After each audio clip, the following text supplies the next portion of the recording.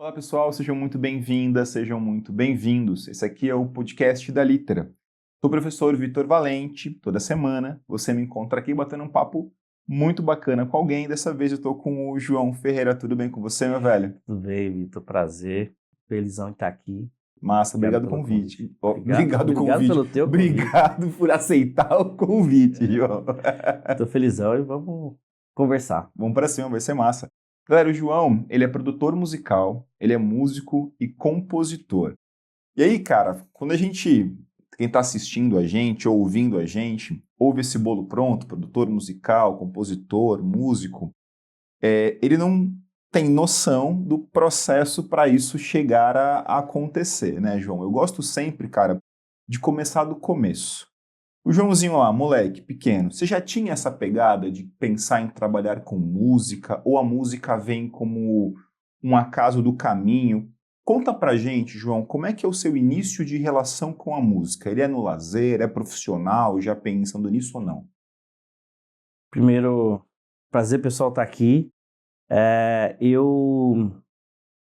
A música tá na minha vida desde que eu me entendo por gente. Tá. E eu me entendo por gente assim, eu tenho lembranças de 3, 4 anos na minha cabeça. Sim. Então assim, desde muito pequeno, a música esteve lá.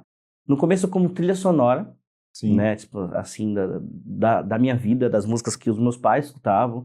Eu tenho uma tia que ela morou com a gente há um tempo, ela tinha uns 15 anos, e ela veio morar com a gente, minha família é da Bahia, e a gente estava morando em São Paulo, onde eu nasci, e ela dormia no meu quarto. Então, à noite, ela escutava música, tinha aquela rádio mundial. Nossa.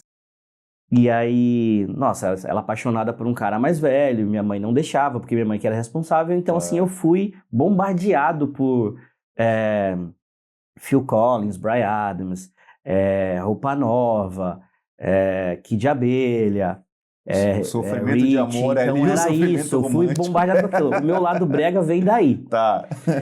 E gosto, adoro, assim, cara, foi ótimo que isso aconteceu. Aí, com o passar do tempo, eu fui conhecendo algumas coisas com a família. Eu tenho um casal de amigos da minha família que a gente chama até de tio, né? Pra Sim. mim, eu chamo eles de tio. E os filhos deles chamam minha mãe de tio também, que se chama de primo. O Brasil tem isso muito, né? Essa coisa dos tios que não são tios, né? De tanto que a gente convivia junto. E ele gostava muito de Martinho da Vila, então foi quem me introduziu o samba, que levava a gente pra assistir o carnaval de rua de Cunha, que é uma cidade do interior onde eu morava. Então, assim, eu comecei a ter esse contato com a música além do romantismo. Mas eu acho que foi com uns 7, 8 anos que eu fui escolhendo o meu gosto musical, que foi com a música sertaneja. Que era Leandro Leonardo, Cristiano Chororó, Zé de Camargo e Luciano. Aí você pegava aquele desodorante Alfazema e fazia de microfone, ia pro espelho, e eu e meu irmão... Os sonhos da molecadinha brincando era o jogador de futebol e dupla sertaneja. Como tinha os dois primos, disputava quais os dois primos que cantavam melhor, quais as duas duplas eram melhores. Maravilhoso. Mas assim, tipo, cantava, mas não tinha muita pretensão. E aí na adolescência conheci o rock, mas sempre assim, com diversão e tal, mas sempre brincava de tocando, mas não tinha a menor ideia de como que isso ia acontecer. Sim, não tinha nenhum tipo de pretensão. Porque pra gente é uma coisa muito longe, né? E muito moleque, tava no lúdico ali, brincando e tal. Aí, quando foi no final dos anos 90, que aí eu fui ter banda e tudo mais, que eu comecei a tocar mesmo, e aí ter aquilo com prática, estudar e tudo mais. E no começo dos anos 2000 eu comecei a trabalhar com música, como músico, tocando mesmo. Tá. Então tem todo um caminho aí. Muito interessante isso, né? Como a música, ela tem todo um trabalho, me parece, de sedução primeiro, né? A gente vai... né, gostando, escutando coisas aqui, coisas ali, e quando você vê, você tá capturado ali pelo negócio, né? Eu entendo que eu já tenho percepção musical antes de eu saber que tinha. Então, assim, eu já cantarolava, eu já conseguia, por exemplo, começava uma frase de uma música, eu já tinha uma percepção de onde ela ia, mas eu não conseguia entender isso. E conforme a evolução, quando eu fui compondo, tocando, eu fui percebendo que aquilo era eu descobri, né, que o nome chamava percepção musical, já estava dentro de mim. Sim. Eu vejo isso nos meus filhos. O meu filho, ele é muito musical. Ele consegue entender, digerir a música, Uma as facilidade partes. de leitura. Ele consegue entender. Já a minha filha, não. Ela não tem o mesmo afinação que ele e tal, ela é mais rítmica, ela é aquela menina que ela tem mais ritmo e ela é mais artista. Mas eu percebo que cada um tem a sua percepção, eles já conseguem se comunicar com a arte e não entendem ainda isso. De forma muito inata, né? De forma muito... E aí não ponho muita pressão, mas assim, os dois eu acredito que vão pro lado artístico, mas por exemplo, o Davi, que é o mais velho, eu vejo que ele é uma pessoa que iria mais pro lado da produção. Porque ele entende como as coisas funcionam, ele é curioso. Eu levei ele para ver o Pinguim e o Graveto tocando no shopping, por exemplo. Ele não ficou olhando o que eles estavam tocando, ele estava olhando como estava ligado as coisas. Aquele tá batendo no bumbo e esse não tá, papai. Eles estão tocando junto, mas ele não tá batendo no bumbo. O que tá ligado aqui? Ele tá falando por esse microfone. Ele consegue enxergar como funciona. Conjunto, né? Ele é mais nerdão, assim. Ela já ia estar fascinada com o ritmo e dançando pra lá e pra cá. Ai, que bacana. Então a música pega a gente, né? Ela tem essa parada. E aí, cara, bom, toda essa construção do gosto pela música, começar a tocar, trabalhar com música, mas sua formação acadêmica não é na música, né? Tem um intervalo aí nessa coisa. É na área do design. Como assim, cara? O que rolou aí? Cara, eu acho que é mais do que comum. A gente teve a percepção de que a música era sempre um lazer e na cultura, principalmente ali no final dos anos 90 e tal, não tinha uma ideia de que se você quer fazer música, então vai estudar e aí depois que você tiver o seu futuro garantido, você se dedica na música. Então, quando eu me deparei, que eu estava tocando de quinta a domingo, eu comecei a fazer design porque eu precisava fazer as artes dos meus eventos, porque eu não conseguia encontrar alguém que entregava aquilo que eu imaginava. Claro. E eu comecei a mexer, fuçar, desde a época de banda de garagem eu fazia cartaz, quem que fazia os cartazes dos shows era eu. No Word, pegava coisas no Paint e tudo mais, então eu já era designer e nem sabia. E aí nessa fase que tinha banda de garagem, eu lembro que eu tinha uma namorada que eu fiquei 2 anos entre me formar e ir para a faculdade sem fazer nada. Eu falei que eu queria experimentar a música e tudo mais. Aí essa minha sogra da época, ela falou assim, ela chegou um dia com um folhetinho assim do vestibular, lembro até hoje, da Unip. Ou você vai fazer uma faculdade ou vocês não vão namorar mais. Te deu um checkmate ali. Eu tava indo já pro 2º ano, já sem fazer nada, e eu queria apostar na música, queria ser artista.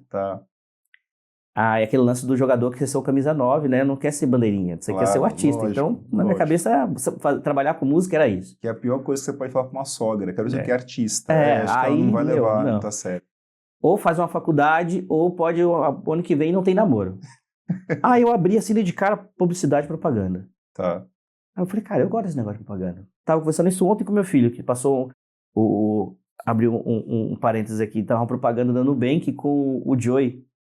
Tribbiani. Eu falei, cara, imagina uma empresa brasileira que a dona é fã de Friends, consegue crescer num nível... Sim, de botar esse cara... Colocar o cara na propaganda dela sem nem atuar no mercado americano. Não, bom, fechando. Aí eu falei, filho, foi isso que me arrepiei, fez me apaixonar pela propaganda, era isso. Tinha as propagandas do Banco Real. Sim. Cara, que depois que o Santander comprou, acabou com aquilo. Não tem mais isso. O Itaú tenta chegar perto hoje, mas assim, era muito criativo. Não é igual. E aí essa propaganda me lembrou isso. Então eu lembro que quando eu vi propaganda em marketing, eu falei, cara, é isso aqui. Se eu for fazer alguma coisa para ganhar dinheiro, para estudar, já que eu vou lá e me divirto, vou fazer propaganda. Claro. Então fui, me fiz vestibular, bom, né? Fiz vestibular e tal. Estudava aqui no Canal 7. Então saía lá de Cubatão pro Canal 7 e tal. E era bem legal. Gostei pra caramba e tal. E dentro da faculdade, em paralelo, tocando. Tocando na noite. Começou tocando à noite e tal. E eu lembro que no meio acho que no finalzinho do primeiro semestre, a Audrey, vocês conhecem a Audrey, ela é professora também de designer fantástica. E ela falou assim, João, quero te falar uma coisa, mas não é para você deixar o curso. É só pra você. Você não é publicitário. Aí eu olhei pra cara dela assim, porque eu era propaganda e marketing. Que incentivo, professor. Ela falou assim, você é designer. Eu, que isso? Você é designer. Toma esse livro aqui, vai lá na biblioteca, procura esse livro, você vai entender o que é design. Não é para sair do curso, mas é para você entender, você é designer, você não é publicitário, você não vai encontrar aquilo que você queria. Eu questionava muito, por exemplo, principalmente para professor de marketing, que a gente tinha que incutir um desejo, uma necessidade das pessoas. Eu falava, não, isso é antiético. Sim. Isso é antiético, eu não posso colocar o desejo numa pessoa para eu poder ter um lucro. Sim. Aí entrava no embate a gente, assim, tipo, Na aula de psicologia, então, nossa, Loucura. loucura. Agora, eu tive que parar de ir na aula de psicologia porque a gente discutia. Aluno chato mesmo. Aí aconteceu que ela me mostrou, entendi o que era design, eu falei, meu, eu já faço isso, pô, fazer isso no cartaz lá, tal, eu falei assim, pô, gosto muito mais disso mesmo. Fiquei mais um semestre e tal, e aí eu fui trabalhar, fui correndo atrás para poder fazer isso, aí pegar estágio, essas coisas, peguei estágio no jornal, eu fazia as propagandas dos anúncios da cidade. Pintavam no jornal, né? ali. Em paralelo, os de eventos e tocava. Tá. Isso em paralelo. E aí foi onde eu comecei a trabalhar com design. Tipo, e aquilo começou a tomar uma proporção maior do que eu imaginava, do que a música. E aí fui para trabalhar com comunicação visual. Aí eu conheci minha esposa e ela via que eu tocava na noite, aí dormia, sei lá, até meio-dia ou 2 horas, aí ia atrás de cliente à tarde, fazia as artes, ficava até tarde na lan house, que na época eu não tinha computador em casa. Nossa, épocas da lan house. Fazia na lan house, ou na faculdade ou na lan house. Isso namorando ou casado já? Isso namorando, isso em 2007, mais ou menos. Tá. 2006, 2007. E aí aí comecei a ganhar um dinheiro e tal, aí comprei um computador, meu pai me ajudou, comprei um computador e tal, comecei a trabalhar de casa, ela falou assim, meu, você precisa ter um horário certo para dormir, regular, acordar e tal, pra você... E ela encontrou umas empresas que trabalhavam com comunicação, vê nessa gráfica, vê isso. E aí eu mandei umas artes minhas para uma empresa de comunicação visual na época, e foi bem no boom, na curva da impressão digital. Tá. Tudo que a gente fazia antes era plotado. Sim, sim. Ele veio da fase do que era pintado, né? Por exemplo, os ônibus do Peralta era pintado à mão. Nossa. Ônibus não, é caminhão, né? Sim, entregava sim, Peralta, era um sim. mercado que tinha, hoje você vê o Extra aí, era Peralta. Artesanal o negócio mesmo. Aí as faixas também eram assim, muita coisa de aerografia. Sim.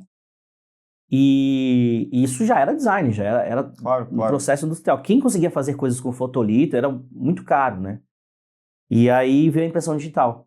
E como eu fazia arte para a internet, já estava fazendo montagens na internet, fazia uns negócios para poder cartaz e tal, eu tinha já essa noção de mexer com o Photoshop com imagem, né? E aí eu pedi um portfólio, mandei para ele, e ele falou, gostei, porque aqui eu estou precisando de alguém assim, todos os meus designers aqui estão acostumados a trabalhar com a plotter, né? Então, tipo assim, a arte do cara, por mais que toda a arte dele parecia que era plotada, mesmo sendo impressa. Sim, sim. Aí me trouxe Ronaldo Santos. Ele nem tá no Brasil mais, cara, é um cara que também foi um professor fantástico, assim, pra mim. E aí com ele eu aprendi muito lá, eu comecei a trabalhar e comecei a levar o design realmente como carreira. E aí comecei a estudar, fazia congresso, lia bastante livro, a gente já tinha bastante coisa de internet, de blog para você poder ler, ter informação. Ele tinha as feiras, então assim, ele investiu bastante em mim, assim, e neste período eu conheci a internet, como ela funcionava. Falei, eu quero fazer isso. E aí comecei a estudar para poder trabalhar com web. Gostei tanto, que tinham poucas empresas que faziam, tinha a MKT no comecinho, bem no comecinho mesmo, e aí eu peguei e montei um estúdio de design para trabalhar com design digital, e fazer layout também para outras pessoas, porque muita gente, outras gráficas, me procurava para poder fazer. Sim. E eu, trabalhando com ele, eu me sentia antiético fazendo um layout para o concorrente dele. Claro, lógico. Né? Aí eu falei, eu vou sair, presto serviço para você, para ele. Ele falou, não, se você quiser, eu monto um birozinho para você aqui. Eu falei, não, ele é empreendedor, ele sabia, se eu entrar nesse meio com ele, eu falei, não, eu quero tentar. Ele falou, não, beleza, vai que você vai entender o que é empreender. Vi, tomei na cara, porque é muito difícil no começo. Sim. Sem instrução, não tinha noção. O que o Sebrae faz hoje é fantástico, eu não tinha noção que tinha isso. É um trabalho maravilhoso. E aí eu montei um estúdio com mais 3 amigos e tal, a gente ficava no escritório e correndo atrás. Aproveitar isso que você comentou, João. Aliás, molecada, muitos jovens hoje, João, tem essa questão de empreender e me preocupa bastante. Desculpe até o parênteses, mas eu acho que é uma chance legal que a gente tem aqui. Mas muitas vezes levam essa questão do empreender sem nenhum tipo de capacitação ou de formação para isso. Molecadinha, os cursos do Sebrae com o João Flores são incríveis nesse sentido, tem muita coisa legal. Se é a vontade sua, da menina, do moleque, se capacite para isso. Não existe profissão na qual você vai se dar bem na vida sem uma mínima formação, uma capacitação para a área que você quer. Desculpa, João, te cortar, mas eu acho que era importante, como o nosso público tem uma molecadinha, muitas vezes fica esse lance do vou empreender como se isso fosse assim, né, do dia para a noite e sem a obrigatoriedade de bastante trabalho. Foi o que você falou, comecei na raça, tomei na cara, para depois a coisa andar, né? Porque não é só o conhecimento técnico daquilo que você vai fazer. Vamos supor que você vai vender bolo. Vou empreender, eu quero fazer bolo para vender. Você sabe fazer bolo lindamente, mas você precisa aprender a precificar o seu bolo. Exatamente. Como você vai saber o preço, quanto custa um bolo? Exato. Como chegar naquele preço? Por que o bolo de tal marca é um preço, de tal lugar é outro? Por quê? Como ofertar isso para um cliente, pensar na volumetria, quantos bolos eu consigo fazer para atender a demanda. Exato. Isso eu não tinha noção nenhuma. Claro. E aí, então, assim, eu fui aprendendo isso na raça lá e a empresa quase que quebrou. Chegou a um ponto que eu consegui, que eu cantei, né? Eu não fiz uma pesquisa de mercado. Sim. Eu olhei as maiores empresas que tem, eu quero atender aqueles caras, porque atendendo eles eu vou conseguir ter um preço bom. Sim. Por exemplo, tinha a melhor pizzaria, o melhor salão de beleza, eu fui nos melhores. Então eu fechei no primeiro ano uns 8 clientes que me bancavam um ano e era fantástico. Sim. Só que com o trabalho que eu fiz era muito bom, não precisava ser atualizado no ano seguinte, dava um tempo para o cara poder esperar mais um tempinho. Claro. No ano seguinte eu tinha um cliente que não era aquele cara que tinha o mesmo poder aquisitivo. Lógico. Então eu tive que no segundo ano trabalhar muito mais para ganhar menos por cada trabalho para conseguir ganhar a mesma coisa, porque Sim. eu não entendi o mercado. Se eu tenho um cliente que não é recorrente, e aí assim foi. Sim. E aí foi assim que o design ficou, e eu me dediquei muito, aí eu acabei indo para São Paulo trabalhar. Mais uma vez, minha esposa pegou e falou assim, você precisa voar mais alto. Você está estudando um monte e tal, o Cubatão é pequeno demais para você. E aí começou a botar isso na minha cabeça tal, e olhava as empresas. E aí eu fui para São Paulo, eu comecei a trabalhar foquei mais no digital. Aí na época, em 2009 para 2010, falava-se muito em arquitetura de informação, que hoje todo mundo fala de UX e Research. Mas quase tudo isso que a gente faz hoje era o que a gente usava lá antigamente como arquitetura de informação, design de interação. Inclusive, naquela época, tinham 37 profissionais que trabalhavam com isso no Brasil. A gente fazia um encontro anual que chamava Webuy para tentar passar mais dessa informação para outras pessoas. Para a molecada pensar, cara, você é designer, você trabalha aí com direção de arte, você pode vir fazer isso aqui também. Você que é do marketing, você pode trabalhar nessa parte de catálogo e tal. E rolou 4 desses EBAI, Encontro Brasileiro de Arquitetura de Informação. E eu lembro que desses 34, eu acho que só 6 eram registrados com esse cargo de arquitetura de informação. Nossa, a gente sempre tinha, eu era design front-end, por exemplo. Sim, de outras coisas. Eu era design front-end, mas eu comecei a garimpar e todos nós dentro da nossa empresa, a gente evangelizava isso até criar-se o departamento de UX e tudo mais. Hoje não, hoje todas as empresas que dentro da sua empresa eu quero ter a minha área de UX e tal, mas foi muito difícil isso. Em 2011, cara, a gente já tava assim, tava vindo o Windows Phone, que tinha um time de design na frente do projeto. Verdade. Então, assim, foi muito legal. E eu me apaixonei por isso, porque eu gostava de comunicar, gostava de trocar informação, porque eu estava mais atuante em disseminar o design do que trabalhando em si. Então, eu fiz bastante isso. Então, era quase que um professor, né, Cara, escolas. Você está contando uma história assim que você cresceu bastante na área do design, uma série de experiências muito legais, mas o João que está falando comigo é produtor musical. Né? Alguma coisa aconteceu nesse intervalo aí.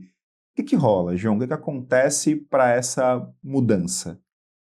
Foi nessa fase que eu estava tão mergulhado que eu não tinha tempo, eu não tinha instrumento, nem instrumento em casa nessa fase. A música tinha sumido. Porque quando eu montei esse negócio, montei o negócio, eu estava me preparando para casar, que eu caso em 2010, e aí eu tocava na noite ainda. Eu não conseguia conciliar. Tá. Sim. E aí eu tinha que escolher abrir mão de um dos dois. Eu não via projeção na música. Tá. E eu via muita projeção no design. E aí eu falei assim, quero casar, ter filhos e tudo mais. Que idade já, João? Isso era 2009, eu tinha 28. Tá, quase uns 30 anos ali, uma fase, né? E assim, quero casar, ter filhos e tal, uma estrutura e tal. Que envolvem dinheiro, né? Por mais que eu adorasse música e tudo mais, eu não via que eu ia conseguir dar aquilo que eu esperava pra minha família e tudo mais. Falei, cara, eu vou me dedicar a isso aqui, tá dando certo, eu vou me dedicar. Se lá atrás alguém tivesse falado assim, não, João, tem um mercado de música que você pode atuar assim, assim.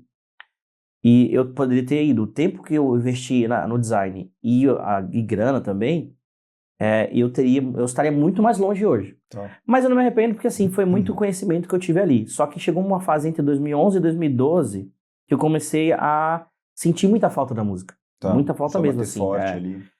E Nessa fase você tinha parado de tocar já? eu não tinha nem instrumento em casa. Eu Caramba. parei em 2008, na época da fábrica, que era essa minha empresa como design, eu parei de tocar. Eu falei, meninos, eu não consigo ensaiar, não dá, não tem como. Tá. Fiquei com o instrumento lá e tal. Como fui casar, tirar as coisas de casa, o que eu vou levar pra minha casa nova? Tipo, vende isso, vende aquilo, tal, quero tudo novo. E não tinha instrumento. E aí, em 2011, eu comecei a ficar nessa, tal, meio mal. Aí eu comprei uma guitarra. Não, primeiro minha esposa me deu um violão. Tá. De presente de aniversário. Ela me deu um violão, viu que eu tava meio mal, você me deu um violão. Claramente ela percebeu o que estava acontecendo. E é mesmo, pra minha esposa, ela me dá um instrumento musical, pensando bem, hoje, conhecendo minha esposa, que pensou hoje, pra ela viu que eu tava bem mal. Me deu um violão de presente de aniversário, e aí eu voltei a compor. Tá. Tanto que a segunda música do show que a gente vai falar mais pra frente aqui, eu compus nesse violão. Esse retorno deve ser bem interessante, ter esse distanciamento da música, quando esse violão volta, né? E aí eu aparece senti ali. falta disso, e aí eu voltei a compor, e eu vi que aquilo me completava mais. Tá. Caramba, e aí eu comecei a tocar em casa, a comprar equipamento e tal, e chegou um ponto que eu me vi que eu tinha ali em média tinha aproximadamente uns 35 mil reais de equipamento em 2012. Isso era bastante dinheiro. Sim. Investido, porque assim, eu ganhava dinheiro, e eu não tinha o que fazer, a gente não fazia muitas coisas e tal, eu estava na casa e tal, e o meu lazer era o quê?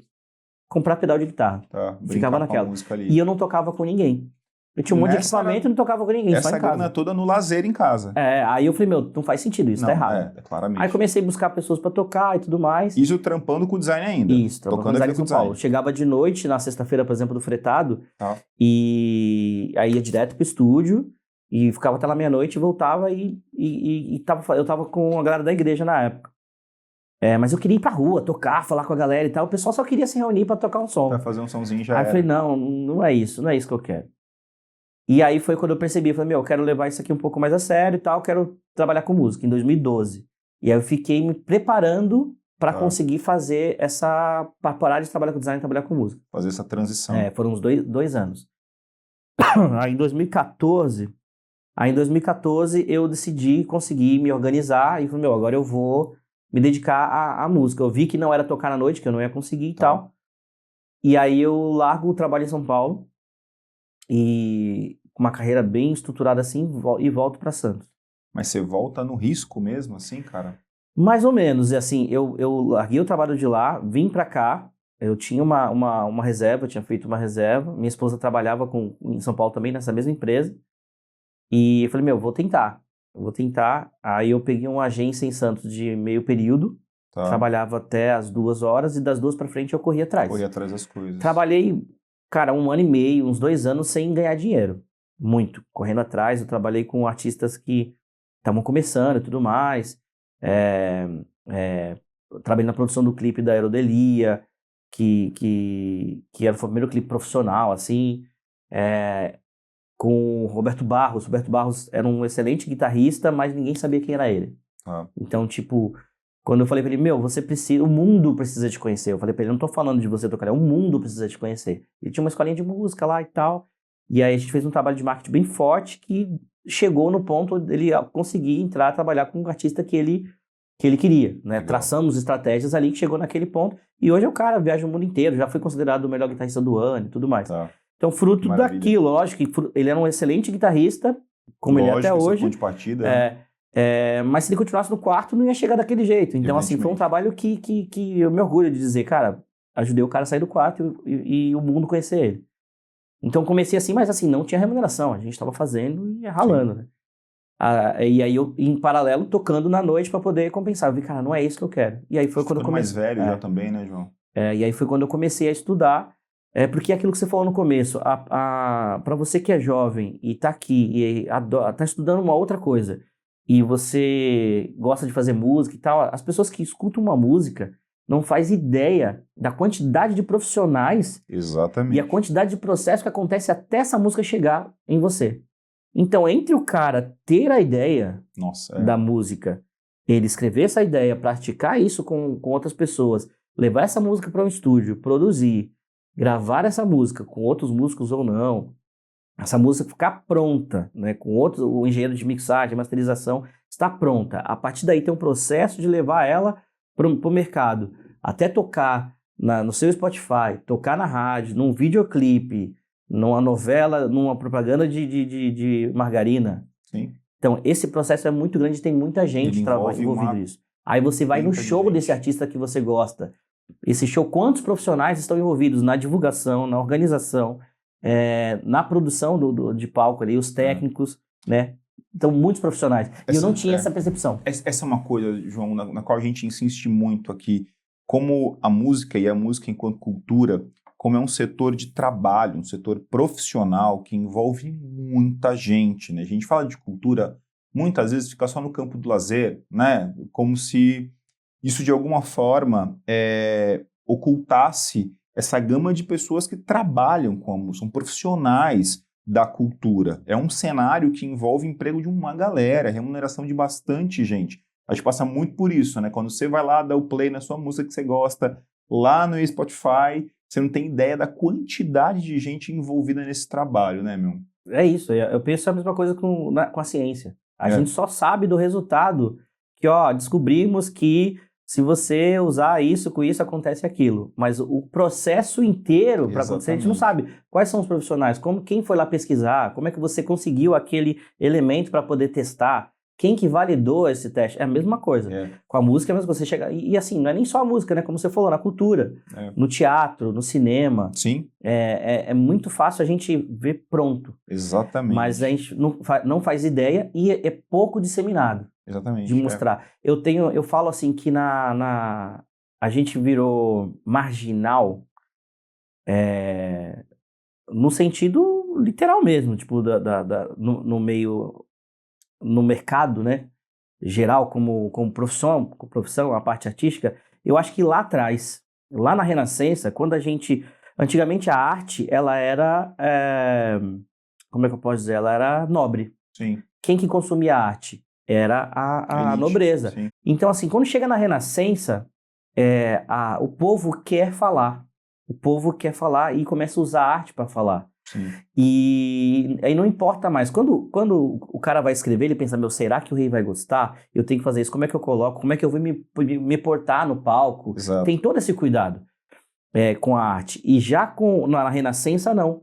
É a minha arte. Se você gostou, tudo bem. Se você não gostou, paciência. Sim. E neste período, é importante porque começa a dar voz para muita gente, porém, é nesse período que não tem valor, porque você não é comprado, é uma arte que não é comprada. Exato. E a arte, de ser um trabalho, né? E aí a arte ela começou a ser democrática, mais pessoas podem fazer arte, porém, elas não eram remuneradas. Sim. E aí, no meu ponto de vista, é quando chegou no ponto que fala assim, o artista ter que fazer a arte e ter um trabalho, foi a partir dali. Aí ferrou. Concordo com você. E aí chega nisso hoje. Quando eu comecei quando eu criei o Plugaí e comecei a trabalhar com novos artistas, pessoas que sonhavam em atuar com música, a primeira coisa que eu perguntava, o que você faz hoje? Eu estudo. O que você estuda? Aí fulano, eu estudo direito. Eu estudo odonto. Eu falei, então você não quer viver de música. Porque se você fala, já viu um tamanho de um livro de direito que você vai ter que estudar para poder passar na OAB? Sim. Assim, quantas partituras você conseguiria ler para poder fazer isso? Quantas músicas você poderia aprender a tocar? Porque na nossa época a gente falava assim, né? Não quantas notas eu sabia tocar, era quantas músicas eu consigo tocar. Sei tocar 10 músicas. Às vezes 10 músicas com o mesmo acorde. Mas, né, quantos acordes você conseguiria decorar para poder fazer? Então, assim, para onde você está focado? Exato. Então, como a gente não tinha essa percepção de que a música é profissional, então a gente não entende como ganhar pão. Então, hoje é muito mais aberto. Hoje Correto. É muito mais fácil a gente falar. Você entende que existe o professor, né? Você entende que existe uma loja de instrumento, uma escola de música e aquele músico que você vê tocando ali. Fora daquilo, é 1 em 1 milhão aqueles artistas. Então, mas não, nesse meio tempo tem muito mais Tem profissionais. uma galera. E há formação hoje para isso. Antigamente não tinha. Excelente. Agora tem formação. João, voltando só um pouquinho nesse processo de mudança, que eu acho que tem uma coisa legal da gente falar isso, assim, porque assim, mudei de profissão e tal, parece que foi a decisão mais fácil da face da Terra, né? E, obviamente não foi. Pelo que você está me contando, você já era um homem adulto, formado, com uma carreira acontecendo, fora da cidade, casado, né? Já com uma família estruturada. A decisão que você toma, por isso, tem uma implicação na vida de outras pessoas. Acho que esse é um ponto que ele é fundamental, né? Uma responsabilidade que a gente tem com as pessoas que estão em volta, que a gente ama. Como é que foi essa decisão de mudança, cara? Pra você e pra quem tá em torno, bicho? Cara, foi difícil. Decidir não foi difícil. Difícil foi tomar a atitude. Né? Foram tem uma 2 distância anos. entre o desejo e a realização, Foi de 2012 a 2014. Foram 2 anos. E foi difícil também. Foi difícil porque até minha esposa fala assim, foi uma decisão que impactou na nossa vida como um todo. Claro. Não foi só na sua. Foi na nossa. Porque ela pagou o preço. Sim. Meus filhos pagam preço. Pagam preço até hoje. Se você falar a verdade, assim, eu poderia estar muito melhor de vida. Sim. Então, assim, hoje, quando eu tenho uma decisão de não comprar uma pizza para comprar um presente, é por conta daquela decisão ali atrás. Mas a saúde mental que eu tenho hoje, sim, e o prazer em levantar ou indo dormir tarde para trabalhar, tipo, cara, não pago o preço. Mas foi difícil e, assim, o que eu me preparei? O que eu acho que eu fiz bem feito? Foi esses 2 anos me organizando financeiramente, tudo mais, analisando onde que eu poderia trabalhar ou não, experimentando. Mas o mais difícil foi a aceitação das pessoas e o impacto realmente dentro de casa. Eu falei, gente, a gente vai precisar segurar um pouco esse período até que eu tenha não saúde financeira, mas que eu esteja com a minha carreira consolidada de novo. Foi aquela conversa que eu tive com a Ludmila Rossi do Juice, que na época era MKT. Ela era do MKT. João, você pensa assim, se eu fosse virar dentista hoje, então assim, é uma decisão muito, muito forte, assim, não vai ser do dia para a noite. Exato, você vai ter que ter uma formação, conquista de mercado, ganhar o cliente, tal, mais até você ter uma saúde financeira e viver bem disso. Por isso que eu fiquei em paralelo. Eu mudei, vim para Santos, continuei trabalhando com design em paralelo, mas focado em design por anos. Eu falo assim que eu estou 100% com música, eu acho que tem 5 anos. Acho que não tem nem 5 anos, vai completar 5 anos. 100%. Uma mudança de área que não aconteceu com um cara novinho mais, né? Vamos combinar. Exatamente, bastante tempo. Mas antes eu ficava em paralelo. Porém, eu coloquei a música em primeiro lugar. Sim. Então, antigamente, eu fazia bicos de música e trabalhava com design. Inverteu isso. O primeiro trabalho é essa virada. Sim. Entender que o design, aquele teu conhecimento, ele vai te prover uma receita, mas ele é momentâneo. Ele não pode ser algo que te atrapalhe ir para um novo caminho. Vamos supor que você é médico e você decide, cara, montar um negócio porque você se apaixonou por gastronomia. Ok, nada que você vai fazer da medicina, seja lá o que for, não pode atrapalhar a tua evolução com a culinária, né? Então, assim, eu sempre coloquei bem isso. Vão ter altos e baixos e tudo mais. E, assim, um conhecimento que você tem, você deve usá-lo sempre. Então, eu usava o meu conhecimento de design e marketing dentro do meu trabalho, para me promover, para promover meu trabalho até hoje. Fiz uma brincadeira ontem, falei assim, eu nunca fui um rockstar, mas cada arte que eu faço nos meus trabalhos que parece que é. Por quê? Porque eu vim de design. Sim. Eu sou um designer, né? Eu falo que continuo sendo designer até hoje. E aí esse trabalho foi isso. E eu, quando eu já estava atuando no mercado, aí a gente fala que a gente acaba se prostituindo, entre aspas, na palavra. Porque você acaba pegando qualquer trabalho. Sim, sai pegando. Para poder fazer, para dizer, estou trabalhando com música, qualquer dinheiro e tal. E eu comecei a entender que nem todo trabalho me levava para onde eu queria. Claro. É difícil ter esse discernimento, mas eu acho que por ter a maturidade de já ter quebrado a cabeça com design e empreendendo antes, eu entendo, esse trabalho aqui ele vai me dar dinheiro agora, mas ele não vai me dar projeção. Então, eu comecei a Selecionar mais os trabalhos. Aí, a vantagem da troca de profissão é que você tem ainda a segurança do outro. Sim. Não pode levar isso como uma muleta, senão você não vira. Mas, por exemplo, quando eu percebi que certos trabalhos não me dariam notoriedade, em 2017 para 2018 mais ou menos, eu falei assim, cara, eu preciso de um trabalho artístico de relevância. Foi quando eu voltei a trabalhar com o Plugaí, colocar o Plugaí como um selo musical e buscar novos artistas. E buscar novos artistas não significa dinheiro. Sim, evidentemente. Foi quando eu comecei a trabalhar com Gon e tudo mais. E nessa época eu estava no Lobo Estúdio, dividindo uma sala com o Júnior. E lá a gente colocou a gravação dentro do estúdio, lá era só o estúdio de ensaio e tudo mais. A gente começou a fazer gravação, fazer produção musical ali dentro, fazer uma renovação no mercado da música em Santos. Então muita gente procurou a gente para fazer isso. A gente começou a fazer muita gravação ao vivo, a gente adquiriu muita expertise ali. Mas as pessoas tinham dificuldade de entender a função do produtor musical. E é isso que eu ia te perguntar exatamente agora, João. O que faz um produtor musical, cara? Qual é o trabalho, ou quais são os trabalhos possíveis de alguém na área? A produção musical, a gente fala que é todo o processo para a música acontecer, tá? Mas é conhecido dentro do mercado o produtor musical, aquele cara que dirige o processo da criação de uma música. Tá. Não da criação até ela. Pode ser, eu posso participar de uma sessão de composição, como participo muito, e não ser um compositor, por exemplo. Direcionar para onde que a música vai, analisando o mercado, analisando perfil artístico, entendendo sobre estética, quais instrumentos que a gente vai utilizar naquela música, naquela composição, o que ela está falando, com quem que a gente quer comunicar, como que eu vou colocar isso musicalmente, olhando para a identidade de cada artista. E a gente transforma isso, a gente materializa aquilo que o artista concebeu. Mas qual o melhor caminho para colocar ali? Às vezes ele pode ter um conhecimento técnico ou não. Por exemplo, o Nando Reis, ele é um produtor fantástico. Ele produziu, acho que 2 álbuns da Marisa Monte, enquanto eles estavam juntos. Mas ele não sabe para que serve cada fader que está ali numa mesa. Sim. Aí o cara pode ser um produtor musical muito técnico, mas ele não entende da parte teórica musical, assim, ele vai trabalhar com um artista que ele é muito bom musicalmente, e ele vai aguçar, vai falar pro cara, a gente precisa de uma coisa mais aveludada. E ele não vai saber falar tecnicamente o que ele tem que fazer, aí o cara entende, ele vai fazer. Sim. Mas aí tem um profissional que consegue transitar nesse meio. A ideia é que o produtor musical leve aquilo que o artista colocou para o registro da música. Bom, daí pra lá. Tem um processo também do produtor musical que é a produção de show. Então ele pega aquilo, eu preciso pegar aquilo que a gente fez, levar e fazer uma produção desse show, como que eu vou entregar isso dentro do show, a sequência das músicas, como que eu vou falar uma entre uma e outra, o que eu vou mudar da música, da versão de estúdio para a versão ao vivo. O produtor musical também faz isso. Isso é um trabalho que você faz também, você parte de show. Legal, bacana.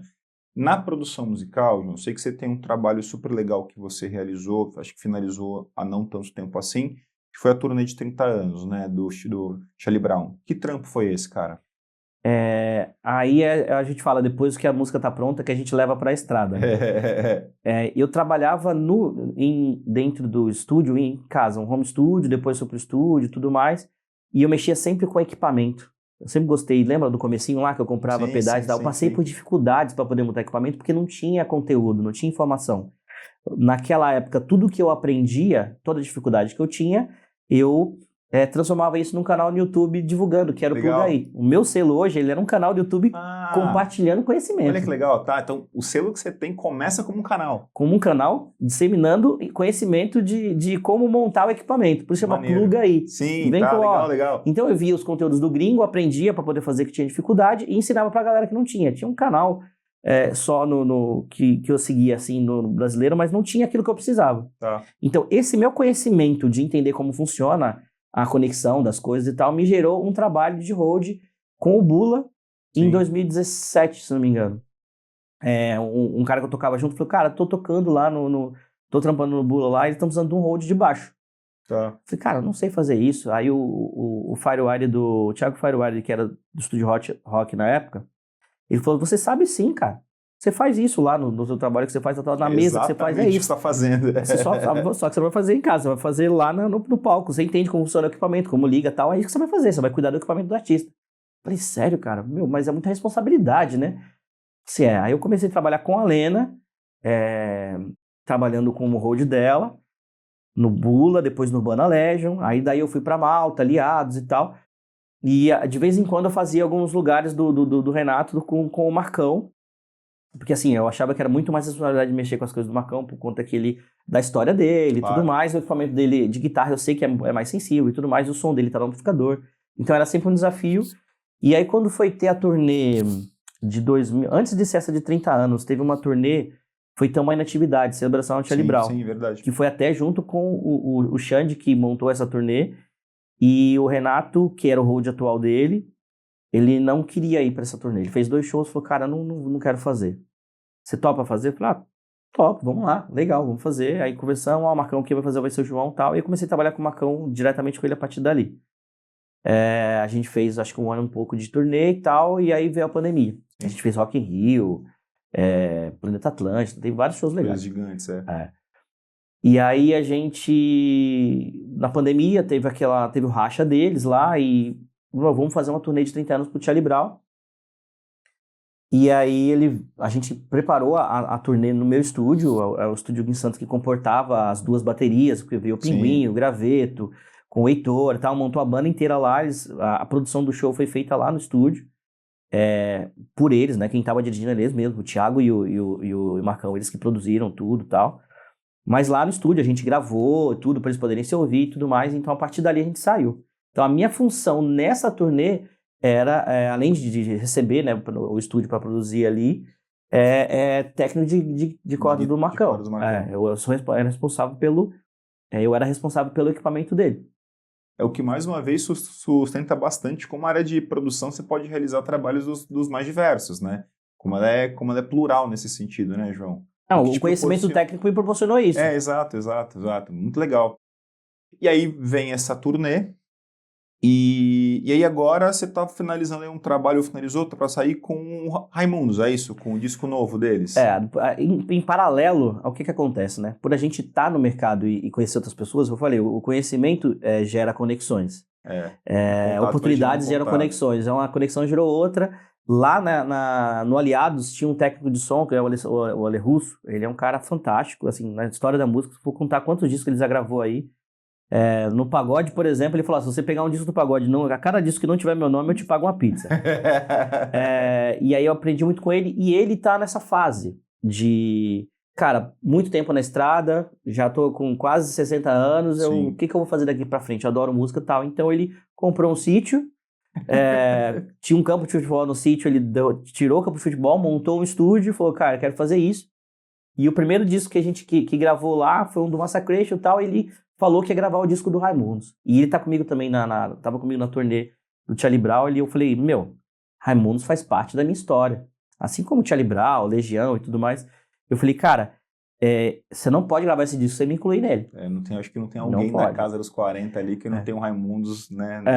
Com certeza. Ali, aí eu falei, não, cara, me chama, nem seja pra estar lá me enrolando cabo. Sim. Ele, não, vou te pôr assim. E eu acho que ele não tinha a percepção por a gente trabalhar como hold, né? Que, na verdade, hold são todos da estrada, né? Hold crew. Claro. Mas nós, os técnicos ali de palco, somos chamados de hold. E rola essa hierarquia, entre aspas, que do meu ponto de vista não deveria existir. Porque eu acredito que, inclusive, artista e técnico. Sem o artista não tem o show, sem o técnico também não. Concordo, claro. Então, assim, para mim não deveria ter diferença. É lógico que existem responsabilidades diferentes. Um produtor, ele tá ali gerindo uma equipe. Sim, claro. Mas o restante daqui, para mim, tem que ser tudo igual. Claro. Eu achava que o cachê deveria ser igual e a hierarquia não deveria existir entre a equipe. Só da produção para cima, mas tudo bem.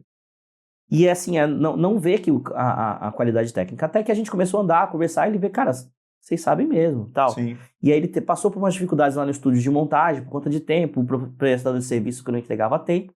E o Felipe Vassão, que é meu parceiro no estúdio lá também, a gente foi lá e salvou ele porque o equipamento não funcionava e tal. E a gente é da tecnologia, né? Ele é o cara que gravou em fita e tudo mais. Sim. E não rodava, ele comprou equipamento novo e não funcionava no computador antigo. Ele falou, vim aqui e me salva. Aí eu fui lá no estúdio, peguei o Mac do meu estúdio, levei pra lá, e a gente montou e tal. E pra quem ia lá só pra montar os cabos, fazer o trabalho que a gente faz no palco lá pra eles poderem gravar, no final a gente tava gravando. Tá. Falou, grava aí. Toca aí. E ele tava produzindo o disco. Então, manda ver. E aí acabou que eu gravei as baterias, o Felipe gravou uma bateria, depois eu gravei todas as outras baterias junto com ele, e ele assim, cara, às vezes em quando, assim, quando ele via que eu tava exausto, porque a gente começava a gravar o disco, essa era 1h da tarde, aí terminava 2h da manhã, mais 10h eu tava fazendo decupagem do que foi gravado e do que ia gravar ainda. Meu Deus, organizando a cara. sessão. Então assim, eu dormia 3, 4 horas no sofá do estúdio. Nossa, e virava 5 dias direto. Aí final de semana ia pra estrada, voltava mais 5 dias direto. Caramba, que desgaste, cara. Você tá mas maluco. assim, mas eu tava fantástico, assim. Eu tava gravando com o assim, eu tô gravando aqui o Digão, porque assim, o Digão eu já tinha... com o Raimundos a gente já tem uma relação por conta do trabalho da estrada. A gente sempre se encontra e tudo mais, mas é muito rápido. É aquele negócio de camarim, hotel, avião, mesmo, né? O Jean não, porque o Jean ele era road também como eu, então a gente já tinha amizade de antes. O Caio também, a gente se trombava bastante, o Caio é um cara bem mais aberto. E eu lembro que a gente conversava assim, que ele tocava amarradão, tipo fã, né? Sim, ele era o cara que tocava como se fosse fã, então eu me via no lugar dele, a gente conversava assim. Ele falou, cara, às vezes eu esqueço que eu sou do Raimundo, eu tô ali me divertindo. Mas assim, o Digão, assim, que é da época que eu comecei a tocar, era uma pessoa mais reservada, assim, né? Ele, não dizer que não, que é um cara... Ele é humildaço. Pra você ter noção, ele desce no foyer ele descia lá no lobby do hotel de descalço. Sim. Ele, às vezes descia pegar um iFood lá, ele desce descalço pra pegar, sabe? Tipo, então ele é bem assim, mas ele é um cara reservado. Sim. Assim como o Marcão também é um cara bem reservado, por mais que seja aquele cara, um amor de pessoa e tal. E aí, na gravação, eu fiquei meio assim, né? Tipo, cara, é o trabalho dele, ele concebeu, ele compôs as músicas, ele tá, tipo, cara... E tanto que o Russo fala assim, cara, não dá dica, não fala, não conversa, grava. Não encrenca pra você. Grava, Ele que tava produzindo, ele tomava, assim, aqueles cuidados antes de falar, pô, Digão, acho que isso aqui não vai rolar e tal. Porque o Digão veio bem, a pré-produção dele foi muito bem feita. Tem bastante coisa da pré-produção que ficou. E aí e gravando e tal, como ele viu que eu tava gravando bem, tocando bem, tava rolando, ele falou, cara, pode seguir aí, tá ok, faz. Ele viu que eu tava tendo o prazer de fazer. E aí quando chegou a hora de gravar as guitarras, aí que foi fantástico. E era o Digão aqui do meu lado, gravando, e veio aquela memória, aquele João de 18 anos, cara, meu, a satisfação que legal, limite, foi, aí foi fantástico. Quando sai o episódio, já vai estar a música no ar, a partir das 9, primeira música, Maria Bonita. Era uma música que tava ali, acho que vai, não vai, todo mundo abraçou. E aí foi bacana. O legal é assim, de entender que profissional, eu sempre fui muito consegui dividir muito bem isso. O João, que era fã e tudo mais, e tá lá profissional. Trabalho. Cara, eu acho que eu não tenho, por exemplo, foto com quase ninguém, cara. Porque assim, eu entendia que quando você tá num ambiente de backstage, todo mundo é igual, eles entendem que tá ali. E quando chega uma pessoa pedindo pra tirar foto, você quebra essa relação. Aí você fica, então assim, sempre fui muito profissional. Então naquele momento de estar gravando ele, por mais que tinha aquela nostalgia, aquela coisa na cabeça, cara, profissional. Eu sei fazer isso, ele não sabe fazer. Não é o momento pra isso, claro. O que eu tô fazendo, ele não sabe fazer do jeito que eu faço. E o que ele tá fazendo, eu não sei fazer. Fazer música pro Raimundos é ele. Às vezes ele fala assim, cara, eles estão tocando lá e a gente toca, a gente não tem teoria musical, não sei o quê, mas a gente toca. Eu falei, cara, o Dave Grohl também não tem. Então, mas eu nunca vou tocar Dave Grohl, Foo Fighters igual ele. Raimundos ninguém vai tocar igual você. A gente tava tendo essa brincadeira, né? Que uma hora que ele tava dropado, que a gente fala, né? Tem uma afinação que a gente baixa um pouco a afinação. Então aquele lugar que a gente costuma tocar é uma nota, não é mais aquela nota, é outra. Mas, como na posição do braço é sempre aquela, então eles chamam sempre aquela mesma nota. Aí eu falei, não é sol, é fá. Aí o Gia, não, é sol. Eu falei, não, é fá. É sol. Aí o Couto olhou assim pra mim, não fala. Eu falei, não, foi que a gente dropou. Aí ele falou, sei lá que dropou, o importante é que é aqui. Eu falei, tá bom, então segue o baile. Segue o baile. Aí foi onde depois essa brincadeira, não, a gente não tem esse negócio de teoria musical, essas coisas não, cara, a gente pega e toca. Eu tô falando que é sol. Mas o som, o Digão é tão bom que o som tá pronto na cabeça dele. Tá, legal, nossa. É como se ele fosse buscar na guitarra aquilo que tá na cabeça dele. Então, eu acredito que o Dave Grohl é a mesma coisa, né? Sim. E aí gravando foi isso. E acho que um momento bem legal, cara, foi quando ele tava gravando. Decisão do time de qual amplificador usar. Opa. Cara, isso foi fantástico. Quando a gente chega lá no Russo, assim, eu gravo pra caramba aqui no estúdio, a gente gosta muito do analógico e tudo mais. E ele queria gravar com um amplificador 5150, que é o da PIV, que é o do Ed Van Halen. e uma caixa mesa Bug e tudo mais. A gente falou, separamos os microfones e tal. Aí já aprendendo com o Russo, ele colocou 4 microfones. Pô, eu gravo com 2, mas 4? Não vai fazer diferença e tal. E aí quando chega lá, eu sou guitarrista, né? Sim. E eu escutei Raimundos por um tempo, toquei muito Raimundos. E tá lá escolhendo um amplificador, e aí ele levou um rackzinho dele que ele tem em casa. E colocou lá em cima, vamos levar por precaução. Vamos levar. Tá. Então experimentou o amplificador, toca guitarra, coloca ali, liga, toca na caixa, coloca na outra e tal. E ficou muito bom com o 5150, muito bom mesmo. Aí ele colocou no rackzinho dele da Marshall, JMP1, e tocou e tal, ele virou pra mim assim, Joe, o que você acha? Me deu a brecha. Falei assim, ó, Digão, tá muito lindo no 5150, tá fantástico o som. Mas aqui tá o som do Digão. Eu posso dizer com propriedade. Eu escutei muitos Raimundos. Isso é Digão. Na hora ele parou assim, é isso aqui. Acabou. Maneiro, ele levantou, hein? E foi. Maneiro, isso vai ficar na minha memória pra certeza. sempre, cara. Eu não sei se o Miguel tava gravando nessa época, nessa hora, mas se tiver, Miguel, esse que é o filmmaker dele, me manda, cara. Porque ficou assim, cara, é isso. E aí o Russo lá do toque, o que você fez? O que você fez? Eu falei, nada, cara, ele só perguntou. Eu só fui sincero. Eu ouço, cara, Raimundos, aquele só Raimundos. Aí os fios 5150 ficou lá só como um power, que é só usando só a potência dele pra caixa, mas o som tá no rack, e gravou todas as guitarras com aquilo lá, só mudando a quantidade de ganho, o quão sujo ia ficar a guitarra ou não em cima daquilo, e trocando as guitarras. E aí, fantástico. E assim, meu, você tem que penar, porque o cara já gravou com um engenheiro de gravação em Los Angeles. Exatamente. Tipo, então. Não é assim, o cara já teve o Bob Rock produzindo o trampo dele. Se então, não é o primeiro, se não é o segundo, se não é o terceiro, né, cara? Então assim, cara, vamos fazer, profissional. Fazer bonitinho. Mas rolou bem.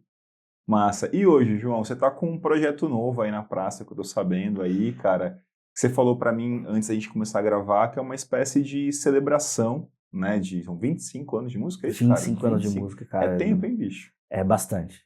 De onde vem esse Tem gente no estúdio lá que não tem menos idade do que eu tenho de música, eu falo isso. Eu tenho mais tempo de música do que você tem de idade. Cara, por mais que muita gente me conhece no palco, assim, trabalhando, nos estúdios e tudo mais, pouca gente sabe que eu componho, que eu toco, que eu canto, porque eu deixei isso. Eu me encontro com alguns amigos, tipo assim, 1 vez por ano, 2 vezes por ano, para fazer um som. Então, assim, não tem essa particularidade, mas muita música que a galera ouve aí, que a gente lança, é composição minha. Que legal. Ou com parceiros e tudo mais. E eu queria. Eu tô buscando coisas novas pro ano que vem. E eu queria encerrar esse ciclo, né, de 25 anos, né, dessa fase, dessas músicas, celebrando com os amigos, celebrando com os clientes que estão comigo hoje, as pessoas que trabalham comigo, com as pessoas que foram influenciadas pelo meu trabalho, pessoas que me influenciaram no meu trabalho até hoje. Então eu vou fazer um show de 25 anos de música, chama Eu Nunca Fui um Rockstar, que é o meu @no Instagram. Vai ser um momento ali rockstar, mas nem tanto porque não é só de rock, né? Sim. O meu show é bem groovado, eu gosto de... Aquela influência que a gente tem lá atrás, do brega, tem bastante música romântica e tal. E aí vai ter um repertório todo autoral, assim, né? Tem músicas... São as suas canções, são músicas e parcerias minhas, suas. Músicas que eu escrevi e eu mesmo gravei. Tá. Músicas que eu escrevi e outros artistas gravaram. Músicas em parceria que eu tive com outros artistas também. Algumas músicas inéditas, tem 2 músicas inéditas. Então tem uma música que eu ganhei de presente de um amigo também. Que gostoso. E tem 2 músicas que é umas surpresinhas assim, que a gente vai fazer, que é uma homenagem. São músicas que eu produzi e falava, essa música é tão boa que eu queria que fosse minha. Vai ter um registro. E aí eu vou ter a oportunidade de registrar ela ali e homenagear esses artistas aí também. Cara, e quando vai ser? Como é que vai ser esse negócio? Para você que tá no tempo corrente do programa, vai ser 13 de novembro, no Teatro Rosinha Mastrangelo. E vai ser à noite, umas 8 horas da noite. O showtime é 8 horas, né? Então é beneficente. Legal. Por eu ter uma relação muito forte com dependência química, não eu, mas o meu pai era alcoólatra, muitos amigos que se perderam nas drogas aí no caminho. O nosso trabalho tem muito disso, tanto com o álcool, quanto com outras coisas, e eu decidi ajudar uma ONG que cuida de dependentes químicos. Que massa. principalmente das famílias, né? Que às vezes tem o dependente químico, ele era o provedor da receita da casa. Exato. Então, É uma tragédia que é familiar. Né? E dependendo da idade, é uma fase em que, por exemplo, dependendo da idade da pessoa, a mulher não trabalhava. Sim. E se o homem tem essa dependência, ela fica refém. Exato. Então, a gente encontrou uma ONG em Cubatão, a CADEC, que cuida de dependentes químicos e faz muito trabalho com os familiares. E a gente vai... o ingresso, ele é simbólico, tem ingressos de R$12 e até 50, que são kits que a gente montou. A gente falou Legal. Que é o kit Bom Dia, kit Café da Manhã, kit do almoço e tal, que é um açúcar e um café, Sim. mas para a pessoa não ter que ir no mercado, comprar ou então pegar de casa, do que você já comprou no seu planejamento, pegar e levar para o evento, ir com aquela sacolinha lá para doação. A gente fechou com o mercado, ele passou um preço pra gente, a gente fechou os kitzinhos, a pessoa vai lá e faz um pix daquele valor, a gente passa pro mercado, eles montam os kits e a gente leva depois do show pra... E quem quiser assistir, adquirir o ingresso, como é que faz, cara? Cara, eu coloquei lá no link da minha bio, tá. no Eu Nunca Fui um Rockstar no Instagram, tem um formulário, me chama lá, eu mostro como funciona, que tem um link que você, eu quero, põe os seus dados, escolhe o kit que você quer, faz o Pix, ou então, não tenho o Pix, eu preciso pagar no cartão, a gente manda um link para você fazer um pagamento do valor, esse valor vai para uma conta separada e a gente repassa isso para o mercado, depois o mercado vai montar o kit. E aí no dia, você vai estar com o seu nome na lista lá, você vai na bilheteria a partir de 6 horas, a bilheteria do teatro está aberta, você troca lá para o seu acesso, o ingresso, e são 180 lugares só. Nem 180, né, porque tem o cadeira cativa, tem que deixar um valor para a prefeitura, tem os convidados dos músicos e tal, então assim, também tá bem restrito, então vamos, quem quiser ir precisa, tipo... Não perde tempo. Não pode perder tempo, senão não vai ter. Agiliza isso o quanto antes, que vai ser muito bacana. E não vai ter outra sessão, né, porque... Sim. E outra, a gente vai registrar isso ao vivo, a gente vai gravar. Que legal, vai ser legal demais, cara. A gente vai gravar ao vivo, em áudio e vídeo, e depois a gente vai disponibilizar isso para as pessoas. Tem um amigo que está fazendo um mini doc disso, conversando com pessoas da minha história. Assim, João, quem que é importante da sua história aí? Manda aí. E aí ele está fazendo umas entrevistas e vai montar esse... Não vai ser só um show, né? Vai ter contando um pouco da história e acompanhada a música vai virar trilha sonora. João, você falou que esse show, ele é o fechamento e ele vai funcionar como uma espécie de um fechamento de um ciclo de 25 anos de história. Ciclo que fecha é ciclo que abre, né? Uma coisa que se encerra é uma coisa nova que se abre. O que vem pela frente aí, cara? Eu falo desse ciclo, né? Porque eu sempre voltei nesse repertório. Sempre quando eu voltava, tem música que eu escrevi em 2002. E preciso dar uma... Eu falei, não, eu preciso dar eu preciso parar com isso. Então essa gravação é para isso e para coisas futuras que eu quero fazer. Muitas pessoas podem não saber, mas eu sou cristão e há muito tempo e nunca atuei na música como cristão, nem dentro da igreja. E numa área que é muito, assim, numa cena que é muito pujante, né, cara? Porque a música cristã, enfim, ela é gigantesca hoje no país. Então, eu tinha esse preconceito. Eu imaginava, assim, que um artista não podia ser, uma pessoa não podia ser famosa levando o nome de Deus. Tá. Então, cara, como é que o cara é famoso desse jeito? E por muito tempo, até dentro da igreja, por eu trabalhar com música, as igrejas que eu frequentava, eu não tinha muita aceitação do meu trabalho e eu ser a pessoa que vai estar lá no púlpito levando as pessoas à adoração. Então eu ia lá, fazia o meu culto, meu culto e vim embora. Com dificuldades, né? Porque eu viajo no final de semana e tal, era difícil. Que a frequência fica era muito complicadíssima. Ruim. Isso é ruim, me tornava um cristão morno, que a gente fala, né? Você não faz mal pra ninguém, você tá ali, você dá o seu dízimo tal, e tudo mais, mas que diferença você tá fazendo no mundo? Vivencia, de fato, na comunidade. Foi uma vez que, quando, sem querer, que eu falei na estrada, assim, que eu era crente, assim, né? O cara falou, você é crente? Aí eu falei, eu acho que eu não tô dando um bom exemplo. Porque as pessoas que me conhecem... Se o cara estranhou... eu não tô refletindo aquilo que eu acredito, né? Então, aí eu comecei a questionar isso. E aí, com a minha relação com Deus, eu vinha questionando isso, falando isso, Deus, eu queria ter uma relação um pouco melhor, queria poder fazer isso, poder fazer aquilo e tal, queria poder ser uma referência um pouco melhor e tal. E aí, na igreja que eu tô hoje, abriu um curso lá de louvor e adoração, que é para preparar, né, uma pessoa que quer estar ali no púlpito levando, porque não é só, é muito diferente, né, quer dizer, eu entendi isso agora, né, na época eu achava que era tudo tranquilo, vou chegar lá e vou fazer música. Acabou. Tanto que no curso, quando veio o curso, eram 10 dias, né? Cada dia era um tema. e uma pessoa diferente que ia ministrar esse tema. E aí tinha lá, direção musical. Falei, pô, meu trabalho. Isso aqui eu levo na boa. Composição. Falei, meu, tem música, ela dá com pau aí, né? Quem vai dar ela sou eu. Técnica de som. Falei, meu trabalho é no palco, eu já fiz Rock in Rio, cara. Que é isso, cara? O que eu vou aprender nesse negócio? E aí, mas eu tinha na minha cabeça que eu poderia aprender coisas teóricas, porque na faculdade foi assim. Quando eu saí da propaganda e marketing e larguei o curso e fui trabalhar, eu sentia a necessidade de ter um currículo, uma formação. Aí eu me formei em design gráfico. Tá. Eu fui lá, mas aprendi, assim, em parte prática eu aprendi quase nada. Foi muito mais a parte teórica e conexões. Eu imaginei isso, vai ter teórica, eu vou conhecer as pessoas. Mas é o famoso que mal não faz, né? E aí, cara, é totalmente diferente. Eu fui vendo que não é música só. Não é só música. E aí eu fui entendendo que direção musical é diferente dentro da igreja do que no palco. Como assim? Mas me dá uma explicada. Cara, o que eu vi? A primeira coisa que eu entendi que aquele preconceito que eu tinha com pessoas que trabalhavam no meio da música dentro da igreja acabou porque eu via o quão profissionais eles eram. E eles, eu via que eles tinham uma boa índole, que eles eram as pessoas que realmente seguiam, eles mostravam a fragilidade deles. Cara, eu erro aqui. E aí depois eu não conhecia as pessoas, e aí eu fui ver depois no perfil, vi o quão gigante elas eram. Tá.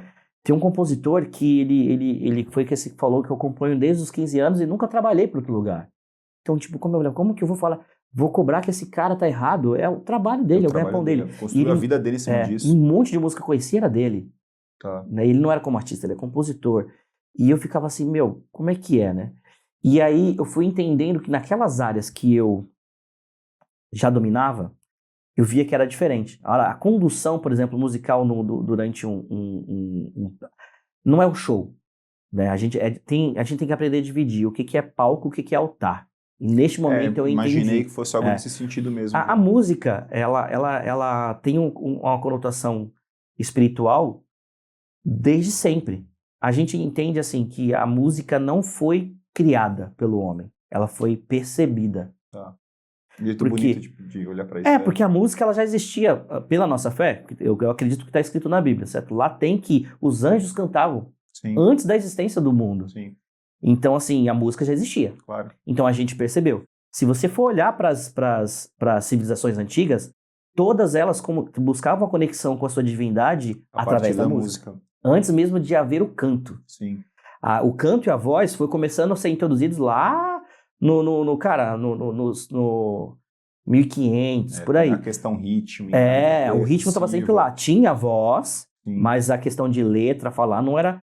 Também no período da Renascença, em que a letra começou a ter voz. Então, assim, o que era falado na música, no sentido espiritual e tudo mais, que tinha agora, ele começava a falar com a divindade. Sim. Né, quando quebrou esse paradigma. Então, eu comecei a entender que tem esse ponto, o palco e o altar. Não que o músico cristão não vá fazendo palco. Por exemplo, o Rodolfo Abrantes voltou agora, que era do Raimundos, o Oficina G3, eles fazem um show de palco. Sim. Eles transformam o palco no altar em alguns momentos, mas é um palco. Aí a gente vê muito artista transformando o altar em palco na cristão. Então também tem isso, né? Tem que entender o momento de cada um. E quando a gente está dentro de um momento de culto, seja ele independente da sua religião, a pessoa que está ali na parte da musical, ele está conduzindo as pessoas à adoração. Não que ele seja responsável pela adoração ali, mas ele colabora, ele vai... A música, ela leva a frequência. Ela conduz, né? Ela conduz. Então, assim, quando as pessoas chegam, ela vai chegar lá, pode estar quebrada, pode estar mal, tal. Então, assim, vem te convidar, traz conforto, a partir daí abre o teu coração, as músicas vão levando isso. Então, a direção musical é na percepção do público que está ali, de você estar aberto para o que Deus quer falar. E eu penso nisso, né, João? Provavelmente existe um caminho para conduzir essa pessoa que chega, né, a proposta daquele culto, daquele momento, que a música vai percorrer esse caminho, vai pegar esse cara pela mão, né, para conduzi-lo para isso. E preparar ele para o que vem depois, que é o que a pessoa vai falar. Exato. Né, o sermão que a pessoa quer levar. Isso independente de religião. E na música, a gente diz que na música, quando você não está tratando ela de um modo espiritual, é você falando. Sim. A maioria das músicas que a gente faz, quando eu escrevo, por exemplo, esse show, você vai ver eu falando da minha vida e tudo mais. Eu entendi que quando a gente tá lá no altar, é assim, cara, não sou eu falando. Não pode ser eu falando. Tem que ser aquilo que Deus quer falar. Então, assim, eu entendi, cara, eu não tô preparado. Hoje eu não toco na minha igreja. Tá. Eu fazendo esse curso e buscando e falando a Deus, falou assim, você não tá pronto. Quando um dos meus amigos dois amigos que trabalhavam com a gente no Charlie Brown, foram trabalhar com o Thales Roberto, que é um cantor gospel fantástico, Gigante, assim, umas referências pra mim. E eu me vi questionando Deus, por que eles e eu não? E a resposta que eu tinha é, você não tá preparado. Tá. Você não tá preparado. Então eu falei, agora eu vou me preparar. E aí eu também não me sentia justo, por exemplo, em pegar as minhas canções, as coisas que eu escrevi também pro lado cristão, e ter um trabalho cristão, e eu não estava inserido. Era como se eu estivesse falando assim, você não teve sucesso como artista no meio secular, agora você quer tirar proveito e tá no meio cristão. Talvez você tivesse medo de cair justamente no lugar que você tinha antes, no preconceito que eu tinha. Eu falei, não, então eu preciso viver isso, preciso estar mais junto com a minha família, preciso estar em comunhão com meus amigos, preciso estar andando com as pessoas que compartilham a mesma fé que eu, compor com essas pessoas, e daí vai ser o momento, Deus vai me dar um momento que isso vai acontecer. Tá. E não vou forçar essa barra. Falei, o ano que vem, vou gravar esse show, e o ano que vem, o que Deus preparar tá aí. Mas o que a gente fala que Deus é tão bom que ele dá mais do que a gente espera, porque ele me apresentou 5 caras que eu não esperava, e que é o que a gente já vai fazer o ano que vem, a gente já tá fazendo hoje, e eu, de verdade. Inserido assim, nesse contexto religioso. Nesse contexto, cara, e a gente não esperava, a gente se conheceu assim por uma troca de pedal. O cara quer comprar um equipamento, eu quero outro, e aí, quando a gente tava conversando, descobri que esse cara já tinha estado no estúdio, e ele era pastor. E a gente tava falando de música, a gente tava falando de sim, foi um acaso. Quer dizer, eu vou chamar de acaso, você vai chamar. Isso. E assim, as coisas que eu falava pra ele, que a gente tava conversando, era a resposta de oração que ele tava pedindo, e as coisas que ele falava pra mim, era a resposta de oração pra mim. Meu, que você não acredita. Aí eu cheguei, e eu não falei isso pra ele, né? Acabou ali a conversa, eu fui pra minha casa, falei pra minha esposa, conheci fulano assim, cara, essa é a resposta do que eu tava pedindo de oração, é isso, isso e isso. E ele foi falar pra esposa dele. E no outro dia ele fala, cara, preciso te apresentar uns caras, cara. Ele me apresentou essa molecada, um monte de compositor que não sei o que eles vão ser da vida, mas tem um monte de música, pega essas músicas e dá pra alguém. Eu falei, não, cara, eles têm que cantar as músicas deles. Bora botar e hoje a gente tá compondo, parece que a gente compõe junto há tanto tempo, e parece que a gente é amigo há tanto tempo, assim, de liberdade, tanto que eles andam descalços dentro do estúdio. Pra você ter noção, um deles, ele foi na minha casa de tomar um café, ele tava dormindo assim na mesa. O cara dormir na casa do outro tem que estar muita liberdade. Muito amigo. E aí, cara, é um trabalho que a gente vai lançar o ano que vem. Que legal, João. Primeira vez que eu falo isso, nem na internet, nunca tinha falado que é a primeira vez. E a MPB, a música brasileira, todos têm origem nordestina na família. E a gente vai trazer isso dentro da música. Bacana. A gente tem aquele anseio que a gente ouviu muito dentro desse curso, que eram as pessoas falando que queria mudar a música. Estão cansados do worship, tem que ter mais referência brasileira dentro da música. A gente quer falar também pra fora, a gente não quer só ficar falando dentro da igreja, eu quero conversar com as pessoas. É assim que eu vivo. É assim que eu vejo um copo com água. É assim que eu vejo quando eu abro a janela e vejo aquele verde. Como é que eu enxergo esse verde que tem na minha casa? Como é que eu contemplo a criação? Sim. E como é que eu vivo? Como é que eu vivo com a minha família? Como é que eu vivo com outras pessoas? A gente está traduzindo isso em música. E como é que também é a minha relação com a minha divindade, com meu Deus e tudo mais. Mas com muita brasilidade, com muito ritmo. São 6 compositores, 6 caras que tocam violão e cantam. Então, assim, vai ter muita vocalização, vai ter muita corda, mas cada um toca um instrumento diferente, né? Então, assim, eu toco bateria, então eu fico com a percussão, vai com o teclado. Vai ser bem legal. A gente tá bem... Eu nunca vivi isso na vida. Nunca vivi essa experiência, tanto com Deus, com esse momento, assim, musical. Tô muito empolgado. Aí eu tô muito curioso, acho que vai sair um trabalho... expectativa, né? Vai ser um trabalho muito bacana. Quando sair, pelo amor de Deus, divulga aí pra galera, vou querer saber, né? Acredito que você que tá escutando, vendo a gente, vai se amarrar também. Bem feito vai ser. Bem produzido vai ser. Se você vai gostar, eu já não sei. Mas o que a gente vai fazer com todo carinho, a gente tá tendo todo cuidado. A gente vai gravar no mesmo estúdio que gravou o disco do Raimundos. Que legal. A gente tá pré-produzindo tudo aqui no meu estúdio, mas assim, eu quero me ver livre da preocupação de gravação. Eu quero me estar lá como o artista que tá fazendo aquela arte e tal. Não, antes eu via nesse pejorativo nesse nome artista, né? Sim. Porque, cara, você tá ali levando uma adoração e tal, mas é arte. Claro, né? exatamente. Eu sou um artista. Exatamente. E nesse momento eu não tô preocupado com dinheiro, então eu não ganho dinheiro escrevendo música, cantando. Então, realmente pura dedicação e falando da nossa verdade, né? Que maneiro. E eu acredito que como é um coletivo, não é uma banda, a gente acredita que isso vai ser mutável. Tem ali 3 talentos, assim, tipo, em nível de canto e composição, que Os caras vão voar. Vão voar. Eu sei que pro próximo vão ser outros 3. E aí dentro deles tem outros talentos. Tem um menino que é fantástico na linha de produção que eu tô... É o Júlio. Júlio, você sabe que é você que eu tô falando. Que eu tô transformando... O Denis fala que você tá transformando ele num monstro. Ele vai ser outro monstrinho assim, cara, de dentro do estúdio, do backstage. Apesar de cantar muito, escrever muito também. Ser um menino muito, muito... Eu falo menino porque eles são novos, tudo mais novos que eu, né? Mas todos são casados, com filho e tal. E assim, a gente cada um tem a sua característica bem legal. O Denis, que ele é um filósofo fantástico. Ele é pastor, mas ele é novo, assim, que nem a gente, mais novo que eu ainda. Mas ele é muito técnico. Você fala assim, nossa, que caneca linda ali. Você sabia que as canecas foram inventadas? Se ele sentar aqui com você, ele vai ter teoria pra tudo. Fantástico. E às vezes ele começa a falar e a gente faz assim. Ai, meu Deus, lá vem. Mas é divertido. Então, assim, tô muito feliz na música, tô muito feliz com os meus amigos. Isso vem dando boas oportunidades pra gente. João, que bacana, cara. Parabéns mesmo pela vida, carreira, Obrigado. tudo. Pessoal, espero muito que vocês tenham gostado desse papo. Eu achei super legal, achei muito divertido. Também, fico feliz. E, João, e parabéns, cara, por ser esse cara que se permite mudar em diversos momentos da vida. Assim, eu acho que tem tanta gente, João, que passa a vida no e se? Pô, e se eu tomasse essa decisão, mudasse, fizesse diferente?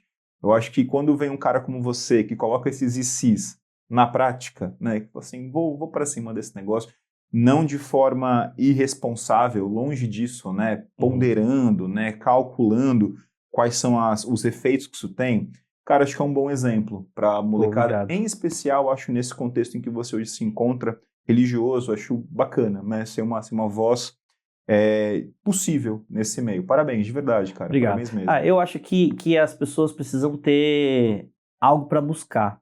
Quando a gente vive sem um propósito, a gente fica meio que no vazio, a gente não tem um sonho, uma coisa que a gente gosta, o que a gente quer fazer? Né? Eu brincava com a minha esposa, qual que é a sua paixão? Perseguir alguma coisa importante. Qual que é a sua paixão? O que você gosta? E às vezes a gente fala assim, é um sonho, eu tenho um sonho de ser o jogador. Cara, por que você não pode ir atrás desse sonho e viver daquele jeito, né? Então eu nunca deixei que as coisas ficassem sendo um sonho. Pô, queria escrever uma música, então pega a caneta e eu vou escrever. Vamos lá. Se vai gostar, se vai ser bom ou não eu vou fazer. E eu acho que a questão da espiritualidade é importante porque eu acho que dá a gente entender de que a gente não consegue as coisas sozinho. Eu acho que a primeira coisa que me fez me entender como cristão, assim, cara, que eu não sou autossuficiente. Então, nesse ponto, independente se você tem uma religião ou não, você sabe que trair a sua esposa é errado. Você sabe que roubar é errado. Sim. Você sabe que matar alguém é errado. Você sabe que você pegar uma árvore e arrancar, derrubar ela, vai ser errado. Independente de religião, você sabe que isso é errado. Isso tem um fundamento, isso veio de alguma coisa. É porque a gente entende que não é nosso, não é a gente não detém a pessoa que está do outro lado. Exato. Então, eu acredito que você levando esses princípios para o seu trabalho, seja lá qual for a tua profissão, seja lá o que você for fazer, você ser um cara prudente, você ser um cara, ou mulher, né?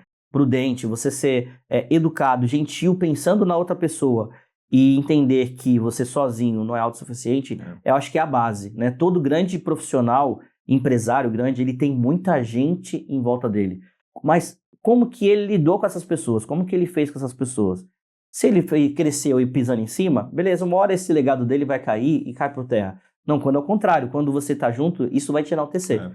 Então a minha referência é Jesus. Então assim, cara, esse cara pra mim é o que ele como referência, ele fez uma parada muito louca e eu quero seguir esse cara aí. Você falou uma coisa maneira, né? Que você falou, né? Essa importância de ser gentil. Eu sempre tenho comigo, João, que ser hostil é mais fácil.